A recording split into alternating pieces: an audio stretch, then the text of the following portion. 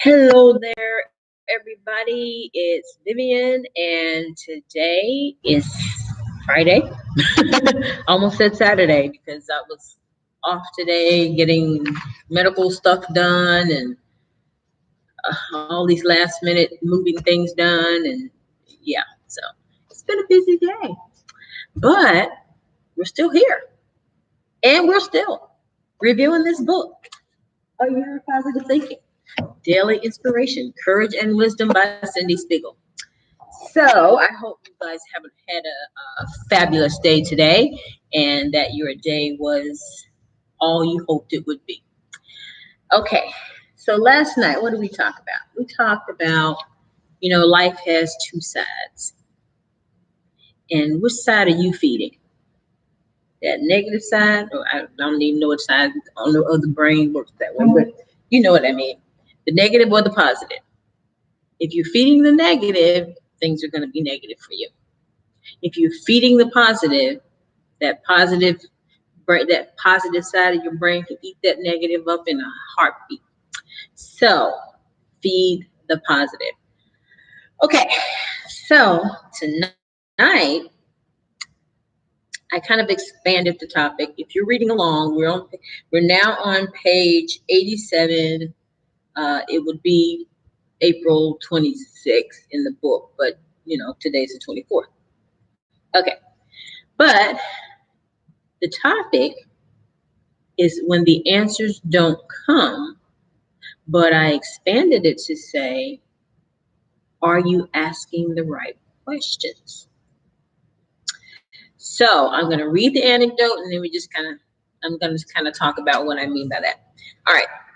So it says, regardless of how hard you try, there will be times when the answers you seek aren't ready to be discovered.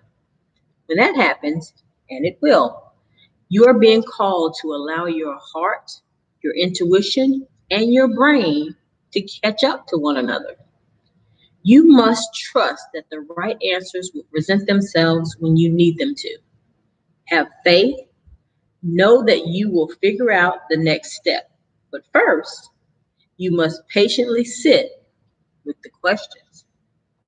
Okay, so let's get into that. All right, so I wrote some stuff down. So if I look down, it's because I'm trying to remind myself of things because I just don't want you to miss out on anything. Got some stuff going on in the brain, so I just want to make sure I got a little bullet points for myself. Okay.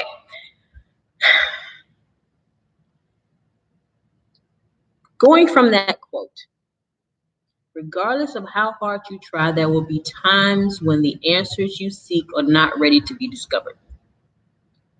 One of the things you have to ask yourself, though, is did you ask the right question? Did you phrase your question in such a way that someone would be able to give you back the right answer? So if you think about it, what you ask and how you ask it can make a whole world of difference in the answer you receive. For example, I don't know how many of you are around my age. I was born in the 60s. And, when we were in elementary and middle school and high school, we passed notes. We didn't have, the cell phone where we could text each other and all that kind of stuff. We passed notes. So a lot of the questions that either a girl or a boy would ask each other, do you like me? Now, the underlying meaning to that question could mean like 100 different things depending on the boy and girl. So once I had a friend of mine that I had grown up with this guy. We had grown up together. We were in kindergarten together. We were in first grade. I mean, basically we were neighbors and just grew up together. So he passed me this note. Do you like me? And I said, of course. That was my immediate response because I didn't know the underlying question. Because I wasn't unpopular, but I wasn't a popular girl because I had my face in the book most of the time. But So when he asked me that, I'm like, of course. We've been friends forever, and we're going to continue to be friends forever, for as far as I know. But that's not what he meant. What he meant was, will you be my girlfriend? Had I known that's what he meant, I would have said a resounding no. Because to me, he was like my brother. And there was no way under the sun that I would date my brother.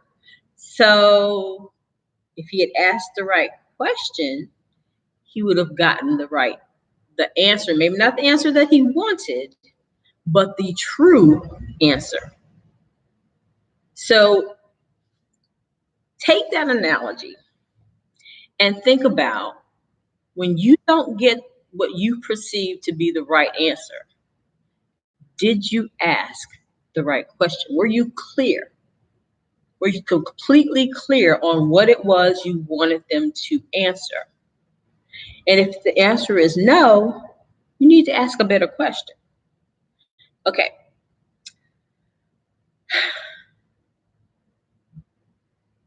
You have to ask questions all the time, right? Because you want to get clarity, right? I think I've said this before in this series that I teach. I used to teach at work. Of course, in a couple of days, I'm not going to have that job. But anyway, I used to teach at work. And at the beginning of the class, I'd make class rules. One of the main class rules that I made was there are no stupid questions. The only stupid question is the one you don't ask. Because if you don't know the answer, not asking the question is the most stupid thing you could possibly do. So it's the same thing in life. If you don't know the answer to the question, oh, well, this might be a dumb question. No, it's not. It's not a dumb question to you because you don't know the answer. And the person that knows the answer is the person you're asking the question of. So you have to be plain and uncomplicated in your questions. That way you get the right answer. Try the obvious first. Try the obvious question first. Because most of the time, almost 99.9% of the time, if you try the obvious question first, you are going to get the correct answer or a more thoughtful answer. Sometimes people are afraid to ask questions, afraid of how it's going to make them look, how it's going to make them feel, whatever. But I was always one of those people that probably asked way too many questions. I know my mom would say, "Oh my God, do you have to question everything?" Pretty much, yeah. I don't understand, so yeah, I have to ask. I have to ask all types of questions. And so, when I was a kid, because I would ask grown-ups questions, follow-up questions to the answers that they gave, I was considered mouthy or disrespectful sometimes. But it wasn't that. I was truly curious. I was curious as to the deeper meaning of the answers they were giving. Because, back in the day, there were a lot of vague answers. The biggest one being, because I said so. That's not an answer. Okay, why do I have to do this, this, and this? Can you explain it to me in a way that makes more sense to me? Now, yes, I know some of you are going, really? You asked grown people that? Yes, I did. it was sometimes I got in trouble, but I was always curious. I wanted to know. I wanted to educate myself. And that's where I want to go a little bit further down there. You're not always going to get the answers you seek because the answer is not always what you think it might be. But when that happens, and it will, you have to let your intuition, your heart, and your mind kind of merge. And that's in the book. merge together and come together and say, okay, that might actually be the answer. That might be what I'm looking for. And if you ask better questions, you get better answers. But if the answer you get is not clear enough for you, keep asking questions, because it'll come to you the question you need to ask that is finally going to get the explanation that makes sense to you. Still may not be the right answer, but it makes sense to you. Just know that when you ask a question, you're going to get an answer. But when you get an answer, it may produce more questions, and it may produce more curiosity. Curiosity leads to more questions. So it's a vicious cycle sometimes, but sometimes it does end in the right answer. And the right answer leads to learning. If you ask, the right question leads to learning. Because if you keep asking questions, you are going to study and you are going to learn.